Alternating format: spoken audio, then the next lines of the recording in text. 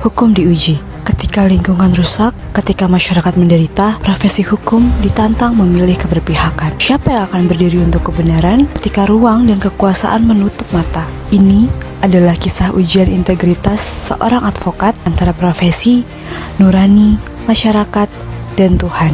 PT Mineral Abadi mendapat izin menjalankan proyek tambang nikel skala besar di Sungai Lumut. 6 bulan terakhir ini, air sungai yang dulunya jernih berubah kecoklatan. Ikan mati, tanaman mengering, dan penyakit kulit meningkat. Saya dengar-dengar air sungai makin jelek ya? Iya, air sungai tuh makin bau, makin keruh gitu loh. Jadi gatal-gatal anak-anak. Padahal kita mandi, minum tuh semua dari air sungai.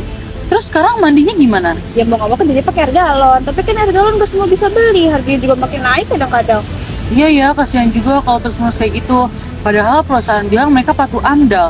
Nyata fakta di lapangan bohong ya. Makanya lu jadi aktivis bantuin dong. Siap Bu.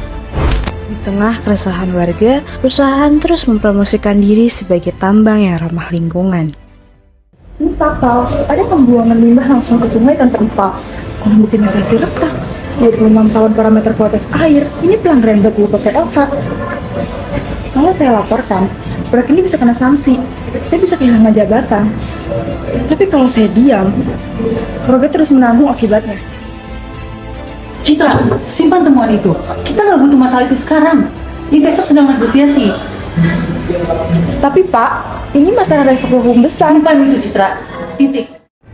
Aurel, saya minta kamu untuk membuat laporan yang menyatakan tidak ada bukti kuat perusahaan merusak lingkungan. Tulis saja seperti itu.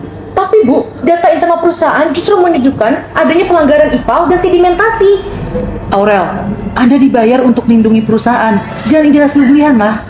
Saya tidak bisa membuktikan pelanggaran, Bu. Itu melanggar kode etik advokat. Kalau kamu tidak mau diajak bekerjasama, saya cari advokat lain.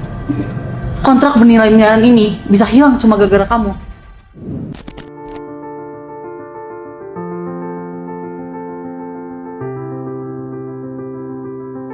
Mbak Aurel, lihat tuh sungai.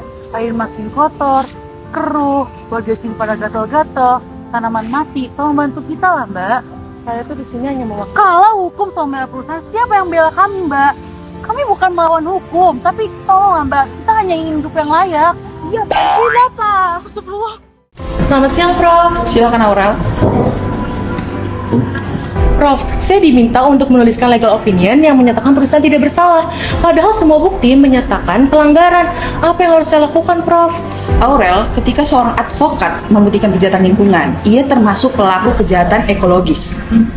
Tapi kan saya advokat perusahaan, Prof. Saya harus membela klien. Tidak, Aurel. Tugasmu membela kebenaran.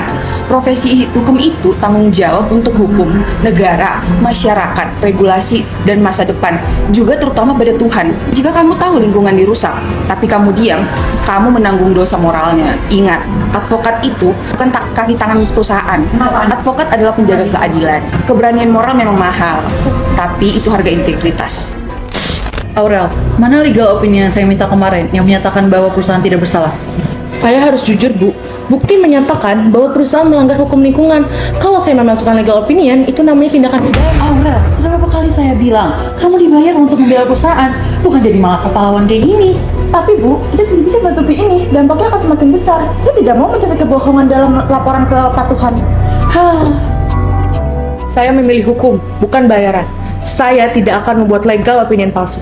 Dan saya menuntut perusahaan untuk kembali memulihkan lingkungan.